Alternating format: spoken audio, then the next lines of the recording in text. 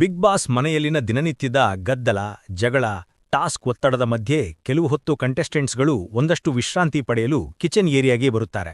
ಆ ಸಮಯದಲ್ಲಿ ಗಿಲ್ಲಿ, ರಕ್ಷಿತಾ ಮತ್ತು ರಘು 3 ಜನರು ಒಂದೇ ಟೇಬಲ್ ಬಳಿ ಕುಳಿತು ಚಿಕ್ಪುಟ್ಟ ಮಾತುಕತೆ ಮಾಡುತ್ತಾ ಮನೆಯ ಅಟ್ಮಾಸ್ಫಿಯರ್ ಅನ್ನು ಸ್ವಲ್ಪ ಲೈಟ್ ಆಗಿ ಮಾಡುತ್ತಿದ್ದರು.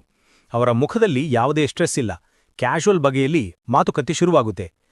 ಗಿಲ್ಲಿಯ ಕನಸು ಹೇಳುವ ಪ್ರೀ ಮೊಮೆಂಟ್. ಈ ರಿಲ್ಯಾಕ್ಸ್ಡ್ ಮಾತುಕತೆಯ ಮಧ್ಯದಲ್ಲಿ ಗಿಲ್ಲಿ ಒಂದು ಕ್ಷಣ ಡೀಪ್ ಥಾಟ್ನಲ್ಲಿ ಇರುವ ಹಾಗೆ ತೋರಿ ರಕ್ಷಿತಾಳ ಕಡೆ ಮುಖ ಮಾಡಿ, ನನಗೆ ನಿನ್ನೆ ರಾತ್ರಿ ಒಂದು ಕನಸು ಬಿತ್ತು ಎಂದು ಹೇಳುತ್ತಾನೆ. ಗಿಲ್ಲಿ ಯಾವಾಗಲೇ ಫನ್ನಿಯಾಗಿ ಸ್ಟೋರಿ ಹೇಳುತ್ತಾನೆ ಅನ್ನೋದನ್ನು ತಿಳಿದಿದ್ದ ರಕ್ಷಿತಾ ಮತ್ತು ರಘು ಇಬ್ಬರಿಗೂ ಆತ ಏನೋ ಕಾಮಿಡಿ ಹುಡುಕೊಂಡು ಮಾಡ್ತಿರೋ ಅನಿಸ್ತು. ಅವರಿಬ್ಬರೂ ಕುತೂಹಲದಿಂದ ಗಿಲ್ಲಿಯನ್ನು ನೋಡುವರು. ರಕ್ಷಿತಾಳ ಕ್ಯೂರಿಯಾಸಿಟಿ ಹೆಚ್ಚುವುದು. ಗಿಲ್ಲಿ ಕನಸು ಬಿತ್ತು ಎಂದಾಗ ರಕ್ಷಿತಾ ತಕ್ಷಣ ಹೆಟ್ಟಿಲ್ಟ್ ಮಾಡಿ, ಯಾವ ಕನಸು, ಏನಾಯ್ತು ಎಂದು ಕೇಳುತ್ತಾಳೆ. ರಕ್ಷಿತಾಳ ವಾಯ್ಸ್ನಲ್ಲಿ ಕ್ಯೂರಿಯಾಸಿಟಿ ಜೊತೆಗೆ ಒಂದು ಇನ್ನೊಸೆನ್ಸ್ ಕೂಡ ಇತ್ತು. ಗಿಲ್ಲಿ ಯಾವಾಗಲೂ ಅನ್ಎಕ್ಸ್ಪೆಕ್ಟೆಡ್ ವಿಷಯಗಳನ್ನು ಹೇಳುತ್ತಾನೆ ಎಂದು ಅವಳಿಗೆ ಗೊತ್ತಿದ್ದರಿಂದ ಅವಳು ಎಕ್ಸ್ಪೆಕ್ಟ್ ಮಾಡ್ತಿರೋದು ಇದಕ್ಕೂ ಗಿಲ್ಲಿ ಏನಾದರೂ ಸ್ಪೆಷಲ್ ಕಾಮಿಡಿ ಟ್ವಿಸ್ಟ್ ಕೊಡ್ತಾನೆ ಅಂತ. ಗಿಲ್ಲಿ ಹೇಳಿದ ಮನೆ ಸಿಗೋದಿಲ್ಲ ಕನಸು. ಗಿಲ್ಲಿ ಉಳಿದ ಇಬ್ಬರತ್ತ ನಡುತ್ತಾ ತನ್ನ ಕನಸಿನ ಮೇಯ್ನ್ ವಿಷಯ ಎಕ್ಸ್ಪ್ಲೈನ್ ಮಾಡುತ್ತಾನೆ. ಶೋ ಮುಗಿದರೆ ನಾನು ಬೆಂಗಳೂರಿಗೆ ಹೋಗ್ತೀನಿ, ಮನೆಗೆ ಹೋಗಿ ಬಂದಿದ್ಮೇಲೆ ನಾನು ರೆಂಟಿಗೆ ಮನೆ ಹುಡುಕ್ತಾ ಹೋದರೆ ಯಾರೂ ನನಗೆ ಮನೆ ಕೊಡ್ತಿಲ್ಲ ಅಂತ ಕನಸಲ್ಲಿ ಕಾಣಿಸ್ತಿತ್ತು. ಏನೇನೋ ಜಾಗಕ್ಕೆ ಹೋಗಿ ಎಷ್ಟೋ ಮನೆಗಳನ್ನು ನೋಡಿದ್ರೂ ಸಾರ್ ಮನೆ ಕೊಡೋದಿಲ್ಲ, ವೇಕೆನ್ಸಿ ಇಲ್ಲ, ಫ್ಯಾಮಿಲಿಗೆ ಮಾತ್ರ ಮನೆ ಎಂದು ಎಲ್ಲರೂ ನನಗೆ ರಿಜೆಕ್ಟ್ ಮಾಡ್ತಿದ್ರು. ಈ ಇಮ್ಯಾಜಿನೇಷನ್ ಗಿಲ್ಲಿಯ ಟಿಪಿಕಲ್ ಎಕ್ಸಾಜರೇಷನ್. ರಕ್ಷಿತಾ ಮತ್ತು ರಘು ಇಬ್ಬರು ಅವನ ಎಕ್ಸ್ಪ್ರೆಷನ್ಸ್ ನೋಡಿಕೊಂಡು ನಕ್ಕೆ ಬಿಟ್ರು. ರಕ್ಷಿತಾಳ ಸ್ಪಾಂಟೇನಿಯಸ್ ಹೆಲ್ಪಿಂಗ್ ನೇಚರ್. ಗಿಲ್ಲಿಯ ಸಮಸ್ಯೆ ಕೇಳುತ್ತಿದ್ದಂತೆಯೇ ರಕ್ಷಿತಾ ತಕ್ಷಣ solution ಕೊಟ್ಬಿಡುತ್ತಾಳೆ.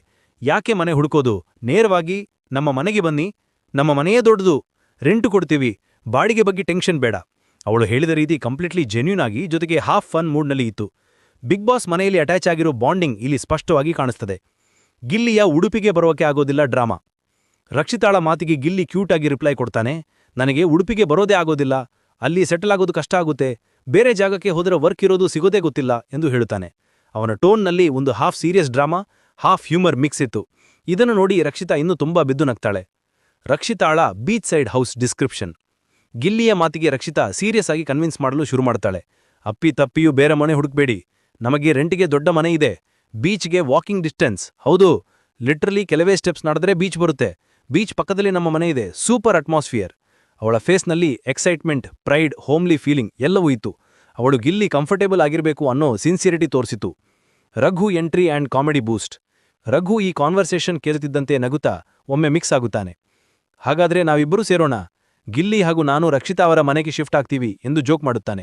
Raghu ಹೇಳುತ್ತಿದ್ದಾಗ ಗಿಲ್ಲಿಯು full supportive expression ಕೊಡ್ತಾನೆ.